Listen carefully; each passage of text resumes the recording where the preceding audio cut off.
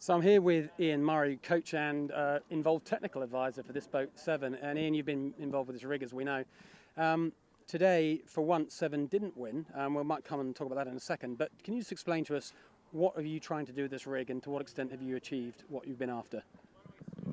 Well, with this rig, what we tried to do was make it bigger, lighter, with less drag, in 3 fundamental things. So I think we've done all of those things. The rig is lighter, it is bigger, and we've worked on, the drag, less spreaders, less wires, camber inducers, a bit of aerofoiling here and there.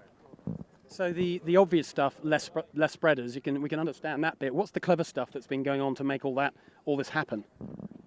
Well, to make all this work, the mast has to be stiffer, and so there's some clever engineering in putting the tube together, and 7's have done a great job there, and managed to make the rig lighter and stiffer, and then all part of that's the sort of integration with the Forso strut, and that's what computers give you these days. You can model all this stuff very accurately, and then they can build it to the models.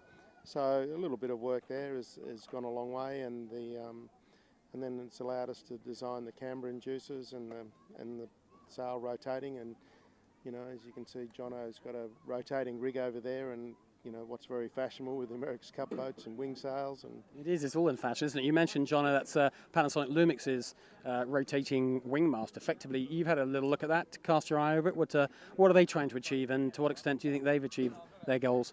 Well, I think everyone's trying to achieve the same thing. It's just a more efficient rig, and I'm not sure. Look, you couldn't tell out there today. It's such a shifty day, and who's in the wind and who's out of the wind. But I'm sure they're early days, and everyone will have their moments. Certainly today, as you said, shifty, tricky day, and the boat that won by quite a long way, as it did last week. Nothing fancy with their rig, just keeping it simple. No, it's simple rig from last year, and they're sailing very well. So it's just doing the basics right. That's fundamentally, that's where you need to start. Does that suggest then that the kind of changes you're making here on 7 and with the Panasonic boat, that they're not that big a jump, not such a jump that it can make up for smart eyes out the boat? No, look, probably not ideal weather, for our team today, with probably the heaviest crew, and so not really where we've tried to aim this rig, and we probably weren't that well set up, with relatively tight rig today. So not a great day on the water. Certainly we were hoping for better, but can't take anything away from Coco.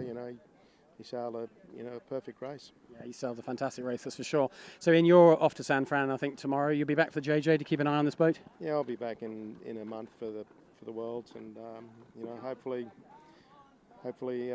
we'll be in good shape there. Well, we'll talk to you then. But before last question before you go, obviously back to San Fran to your real job, America's Cup Race Management, head honcho.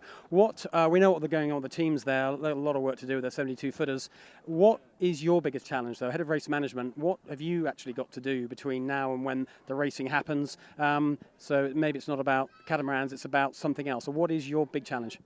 Well, I think the really big challenge is the die is really set for what the races are, and the teams have really got a lot in front of them, proving up their 72s, and we're there to help wherever we can. How we run our races and what the race course is, it's pretty well done. Everyone knows that. So, we only have one World Series event this year now in Naples, so our real focus is getting set up for, the racing, the Louis Vuitton Cup starting on July 4th, and the facilities for the teams. The teams will be arriving in April and having, the docks ready, and the docking systems and the cranes and the foundations and the engineering and all of that, which is all work that's underway in San Francisco now. And then, of course, there's the event centres and teams' participation in that, and just, it's a build out. It's all hands on deck. And we talked last time about safety. Obviously, safety has got to be high on that agenda as well, I guess. Yeah, we have a safety committee, and most of the teams are working hard on the safety, and they're working on the sort of emergency action plans, and from power boats to crew training underwater to oxygen tanks to airbags, probably in the rigs going forward to, there's just a wide-ranging safety review that's gone after the Oracle capsize and implementation of a number of things that'll make the boats safer and more recoverable. That's plenty to keep you out of trouble. But we look forward to seeing you back for JJ's and talking to you again then. Ian, thanks for your time. You're welcome. Thanks.